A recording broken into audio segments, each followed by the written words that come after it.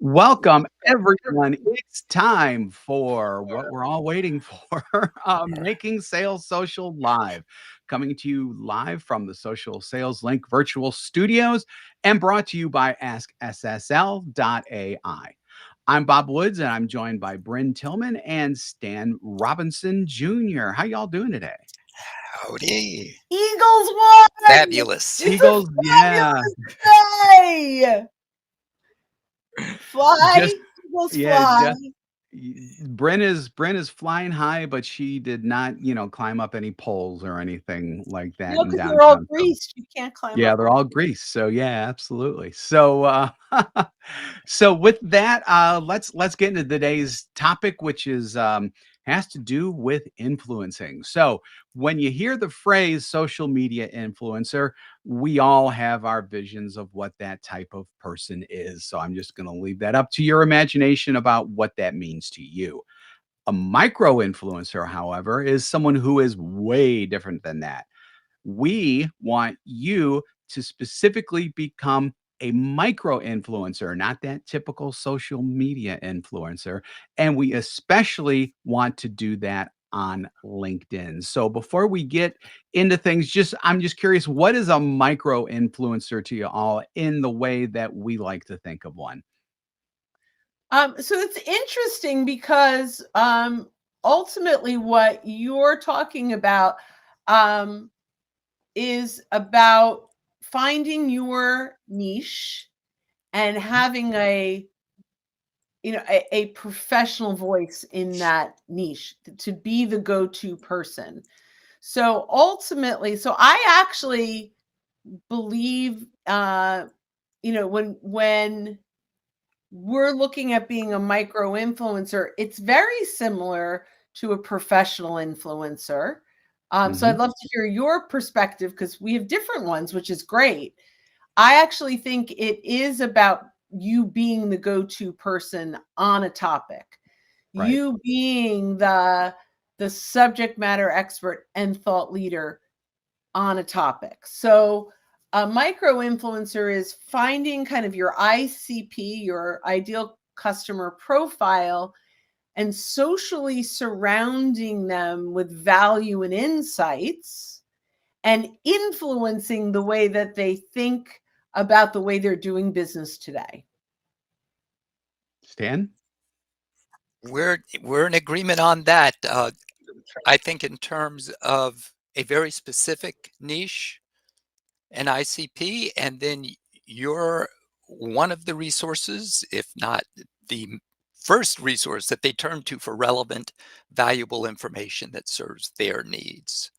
So you're not trying to be everything to everyone. Absolutely. You're serving a very specific target audience. Absolutely, and I think that that's probably there are many differentiators between the typical social media influencer and the, more business or professional oriented micro influencer that we're talking about here, and I think that y'all really nailed all of those just in terms of, the social media influencers, they are going after a much bigger audience. One is probably more demographic driven, like 18 to 24-year-old women or something along those lines, essentially.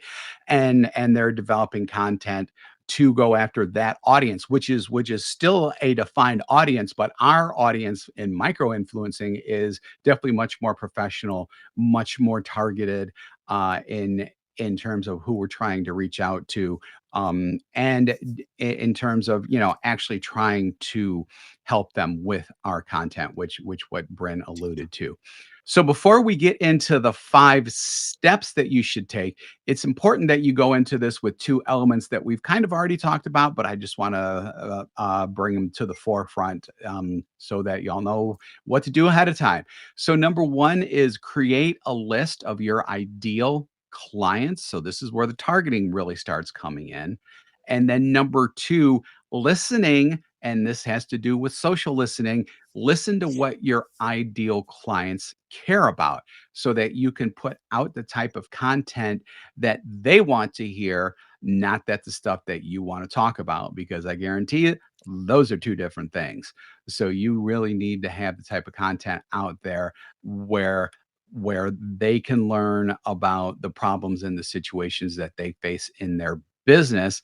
And then so that you can, hopefully by the content that you start putting out, to excuse me, to really get people thinking differently about what it is they're doing so that they'll want to ultimately have a call or establish some type of relationship with you.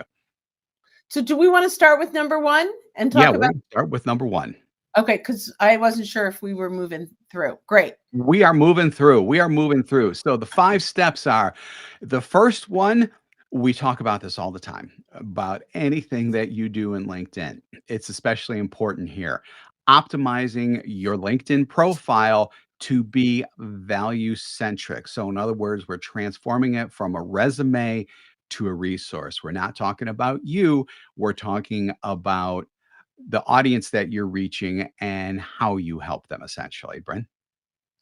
Yeah, so I mean, this is obviously an area that is vital in ensuring that your thought leadership and your subject matter expertise is highlighted.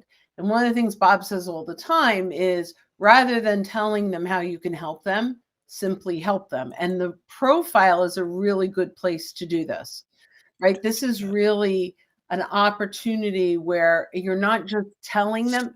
There is a point where you do have to tell them what you do, but you want to earn the right to get to that point, and you do that through content and value and insights.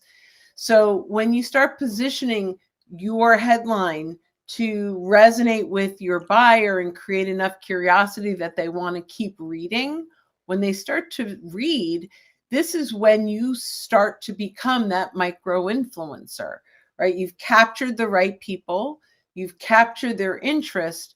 Now you are bringing value in a way that uh, that brings them closer and closer to seeing you as that subject matter expert, as that micro influencer.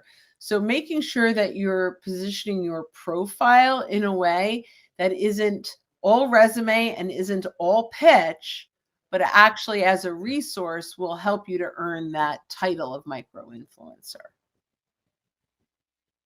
Yeah.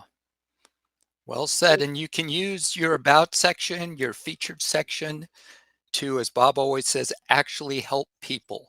So rather than talking about how we help people, actually give people actionable advice that they can use as soon as they finish reading.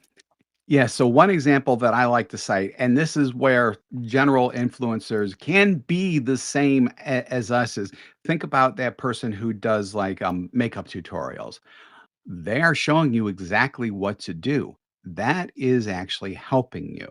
So if you can translate that to um, to the actual content that you put out, that's probably one way where general social media influencers can be the same or similar to what we're doing. So with that, let's go on to number 2. And number 2 is, it's almost like an A and B, but it's really not because it has the same goal. So both curating and then creating content, which are two kind of separate things, but the goal is the same. You are doing this for your audience, and not just any content, though. Content that teaches us something new, something that they may not have known about their problems or situations before, so that again you're opening up their minds and they're willing to learn something new from you and something that you are trying to help them with essentially by actually helping them. Yeah. So when you do the research to find something new, it helps you stand out from everyone else. You find something that's new that they can use that may get them ideally thinking differently about their situation. So when you can create an aha moment for them, that's the ideal scenario. Yep. The aha is what Bren Brendan, mentioned any about. thoughts you had? Yes. S Yeah, so I think Yeah. content is critical when it comes to ultimately um, attracting and engaging your ICP, your ideal customer profile. I think curating content is great. We want to make sure that we're curating content that our prospects care about, not just content that we want to share, right? That's really important. What they engage on is the kind of content that we want to curate, including now our original content also cannot be pitching our products and services. We need to create content that will start conversations. The idea is not to sell them from our content, it's to start trust-based conversations. 100%, 100%. So the next thing that we're going to talk about is, you could be pumping out all this great content and everything, but if nobody's listening, if nobody's watching, if nobody's reading, it doesn't matter. So you need to help people discover your content. And there are ways to do that. That doesn't necessarily depend on LinkedIn's algorithm as well, which is becoming more and more of a thing on LinkedIn. So there are two ways to do it. I'll let you guys take the specifics on this. Number one is engaging with other people's content. So you actually going out to other people's content and commenting on what they are publishing.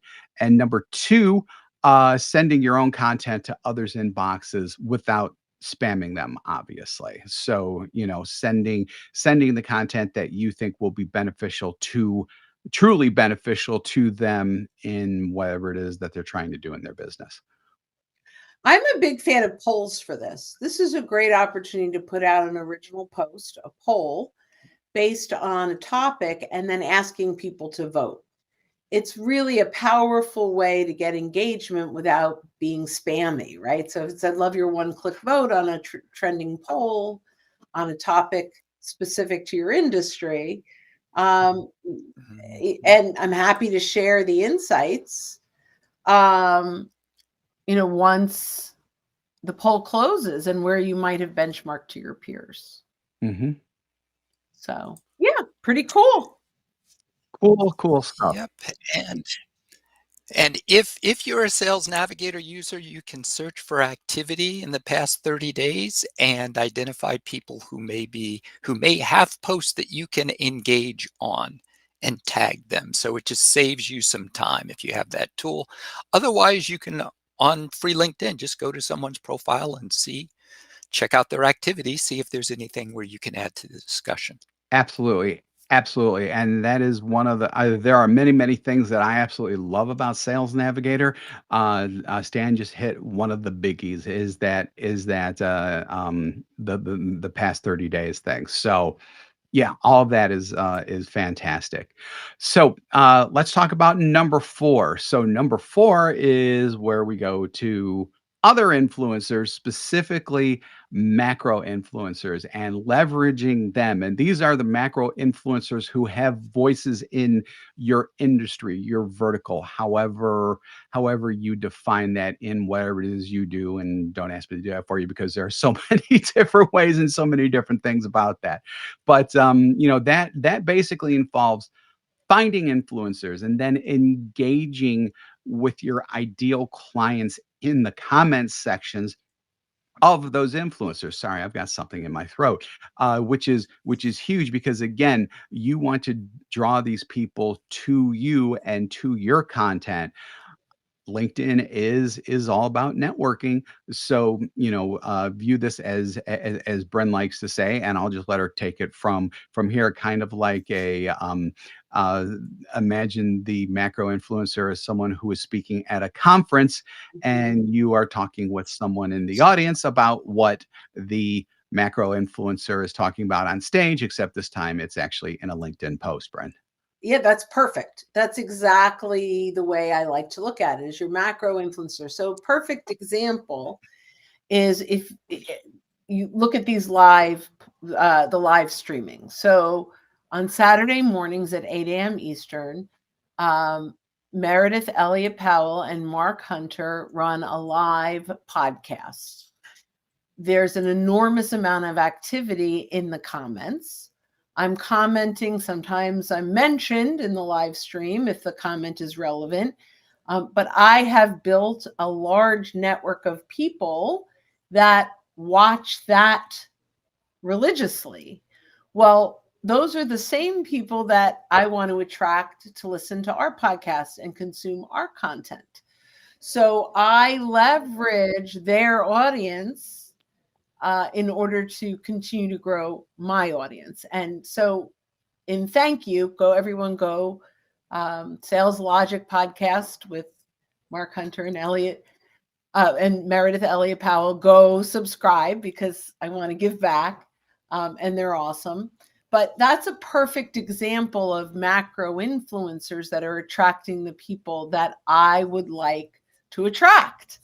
So to Bob's point, I love this idea of, go find these folks that they may not be, and they shouldn't really be your competitor because then it feels a little like you're poaching, but it should be someone in a parallel vertical or that selling to the same client that you're selling to, but is not competing with you. And those are absolutely phenomenal people to align with, both with their content and with their network. Yep. And of course, you can always simply share the posts of the influencers, the big influencers, and of course, tag them. But share the posts with their posts with your insights. Yep, that's another great thing to do. That actually goes back to point number 2, which I was thinking of, but I thought, number 4 is coming up. We'll just handle that with number 4. But a lot of these can actually interoperate with one another, and that one's probably the biggest way that it can be done. So the last one, which is something that a lot of people don't think about when it comes to just social in general, and especially with LinkedIn, is setting metrics that matter. So you want to talk about KPIs and stuff like that, and everybody's always like, well, how do we do that, and everything else. You can set metrics that can be tracked so that you can see the performance of not only the posts, but conversions and things like that as well. And this isn't about views alone, because views on LinkedIn can be very misleading. This is about actual interactions. So you're talking about like likes and comments and replies to comments and things like that. So there is one important metric that I would like to bring out, and that's measuring your content value through the sales conversations started.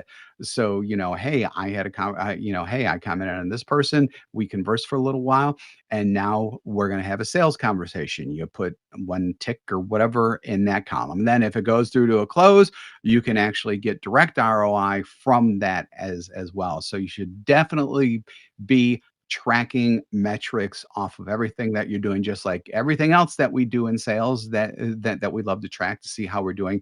It's the same type of thing, except you can also do this when you become a micro influencer, because guess what? Now you've listened to all this stuff, you're now a micro influencer. You have the tools you need for sure. So let's talk about those KPIs. I think it's really important to measure the right things. So lots of people can measure lots of different, there's a ton of data. There's no shortage of data, but we want to make sure that we're looking at the right things. And we can actually break this down, and I'm just going to throw out some ideas. So it could be, how many macro influencer pieces of content am I engaging every week? Maybe I have a goal and I want to engage one a day. So now I can say, am I engaging one a day? And then what do I want from that engagement?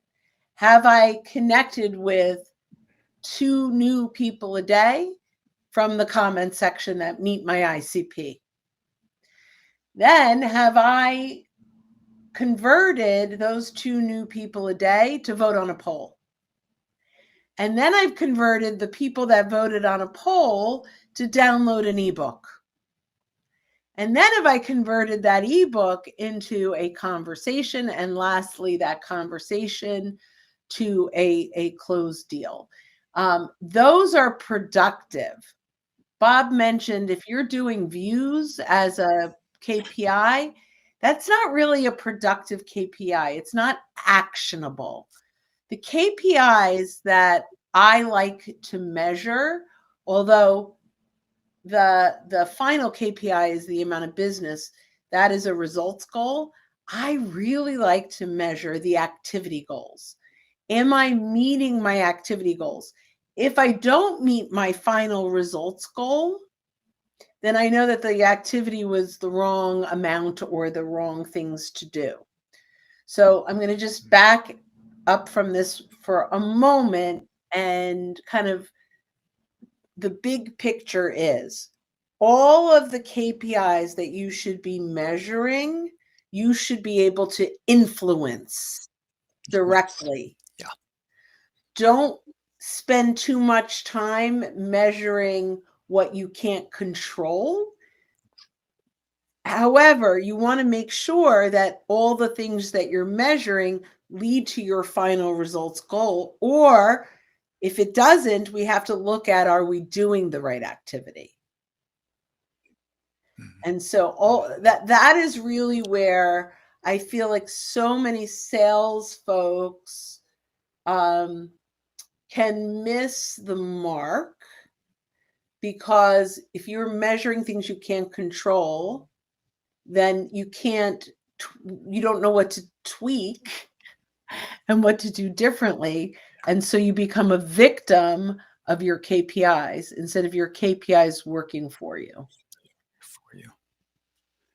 100%, 100% there. Metrics that matter is what we're calling that. And yeah, and that absolutely hits the mark there. Anything to add onto that, Stan? Because otherwise we're going to wrap up. No, just great nuggets there. Measure the things that you can control so that you don't become a victim of KPIs that really don't do anything for you. Yeah. I mean, that can really put salespeople into a spin. Yeah. That's spiral almost. Yeah. Spiral. That's the word, not a spin, a spiral. Yeah, absolutely. As the spiral, never mind. I can't even say that.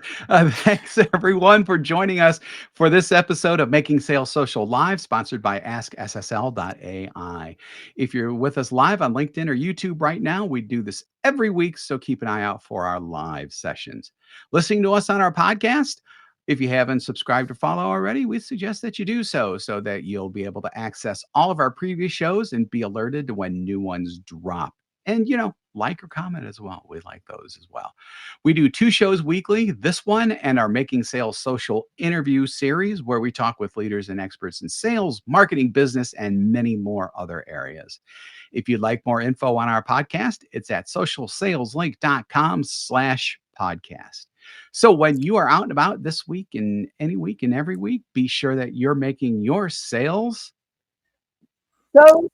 social. We got it down. We got that down. Nailed it. Thanks, everyone. Have a great day, great week, great forever. Bye-bye. Bye, guys.